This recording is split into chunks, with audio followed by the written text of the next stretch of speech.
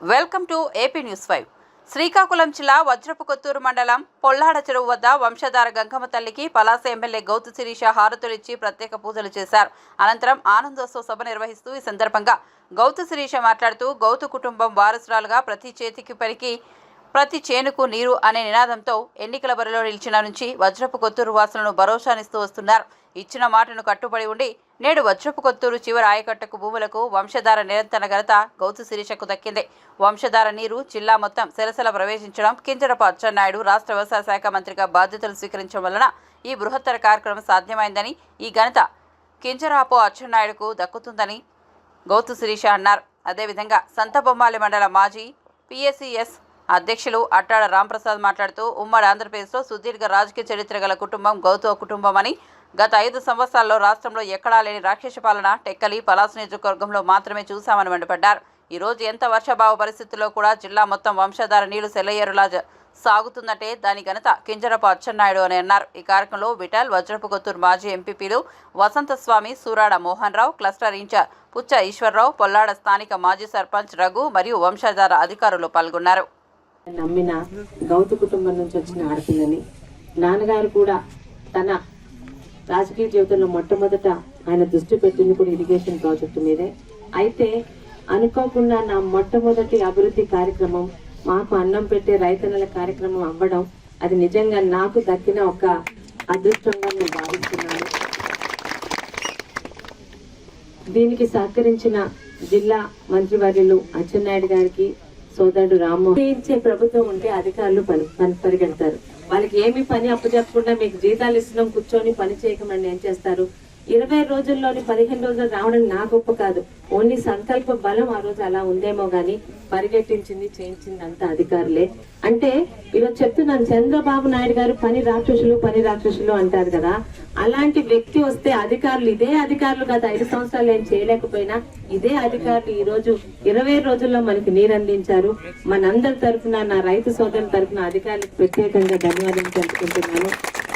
అదే విధంగా 5 సంవత్సరాలు మీ అందరూ ఒక ఆడపిల్లగా నా మీద నమ్మకంతో, మా శిరీషమ్మ మాకు మంచి చేస్తారని ఎవరు ఎన్ని విధాలుగా ఇబ్బంది పెట్టినా, నా మీద పుకార్లు పుట్టించినా, తప్పుడు మాటలు మాట్లాడినా, కులాల మధ్య గొడవలు పెట్టినా, ఒక ఆడపిల్లగా గౌతు కుటుంబం మీద నా మీద నమ్మకంతో ఓట్లేశారు.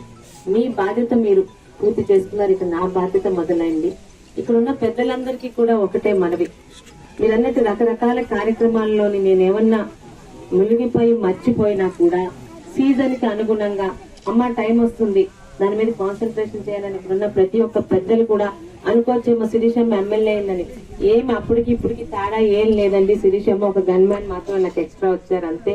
దయచేసి మీ అమ్మాయి చెప్పి పనులు చేయించుకోమని మీ అందరికీ మనవి చేస్తున్నాను. 5 సంవత్సరాలు అనుకుంటే చాలా ఎక్కువ టైం లేదు. నేను చెప్పిన హామీలు 100కి కనీసం 90% పూర్తి చేయాలంటే మీ అందరి నమ్మకం, మీ అందరి సహకారం కావాలి. రైతులకి మంచినీరు అందిస్తూనే రోడ్లు గాని, మనకి కమ్యూనిటీ భవనాలు గాని, అలాగే మత్స్యకారులకి గతంలో కోల్పోయిన మత్స్యకార సంక్షేమ పథకాలని, మన అదృష్టం ఏంటంటే ఈసారి వ్యవసాయం, మత్స్యకార ఇవన్నీ కూడా మన జిల్లా మంత్రి అది అచ్చెన్నాయుడు గారికి రాయడం నిజంగా పలాసకు ఒక అదృష్టంగా భావిస్తున్నాను నేను.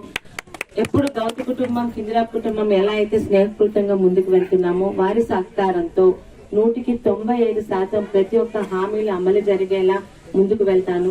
దయచేసి శిరీషమ్మకి సన్మానాలు చేయాలి, అవి ఏమి వద్దు. మీరు చేయాల్సిన సన్మానం నాకు 40,000 మెజార్టీ ఇచ్చినప్పుడే చేసేసారు.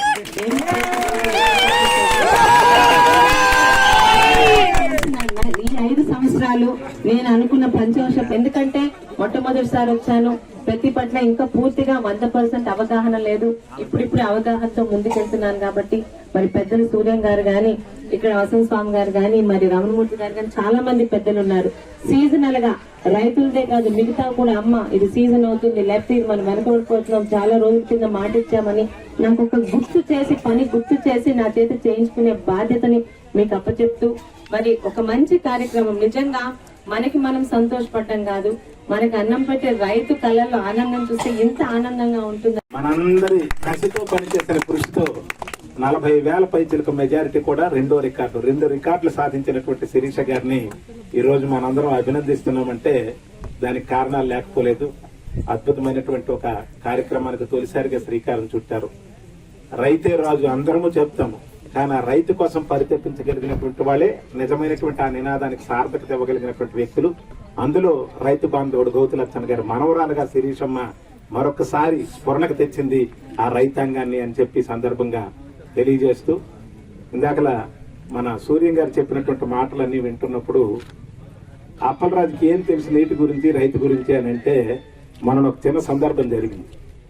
ఆమె శాసనసభ్యురాలు అయిన తర్వాత అన్ని డిపార్ట్మెంట్లోనూ కలవటానికి ఫార్మల్ గా వస్తుంటే, మన ఆనాటికి సిఈగా ఉన్నటువంటి శ్రీకాంత్ గారు కూడా ఫార్మల్ గా కలవటానికి బొకే పట్టుకుని వస్తే, అన్నిదా భావించద్దు ఈ గారు, మీరు బొకే ఇచ్చేసిన తర్వాత 5 నిమిషాలు కూర్చుంటే కొంచెం ఈ వంశధార గురించి ప్రాథమికమైనటువంటి సమాచారమైన మీ నుండి తెలుసుకోవాలని అనుకుంటున్నామని ఆమె దగ్గర కూర్చొని పెట్టి అడిగితే ఆయన చెప్పారు ఆ రోజు.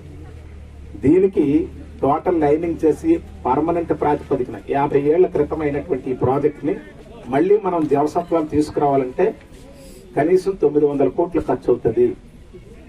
ఆ స్థాయిలో ఇప్పుడు ప్రభుత్వం ఇచ్చే పరిస్థితిలో లేదు. కానీ టెయిలాండ్ కి నీరు ఇవ్వాలని ఏదైతే మీరు తాపత్రయపడుతున్నారో ఆ టెయిలాండ్ కి నీరు ఇవ్వాలంటే ఎక్కువ బడ్జెట్ అవసరం లేదమ్మా, కనీసం జంగిల్ క్లియరెన్స్ చేయడానికి 10 నుండి 15 లక్షలు ఖర్చు పెట్టగలిగితే పని అయిపోతుందమ్మా అని చెప్పి ఆ రోజు శ్రీకాంత్ గారు చెప్పారు. అదే నినాదంతో ఆ రోజు జిల్లా పరిషత్లో జరిగినటువంటి రివ్యూ మీటింగ్ లో గౌరవ అచ్చెన్నాయుడు గారు కలెక్టర్ గారికి డబ్బులు తెచ్చే బాధ్యతను, అది పనులు చేపించే బాధ్యత మీది అని చెప్పి గట్టిగా ఒక భరోసా ఇవ్వటం. ఆనాడు ఉన్నటువంటి కలెక్టర్ గారు డిజాస్టర్ మేనేజ్మెంట్ నుండి ఏం ప్రత్యేకించి బయట నుండి తేలేదండి ఈ బెట్లు బాగు చేయడానికి.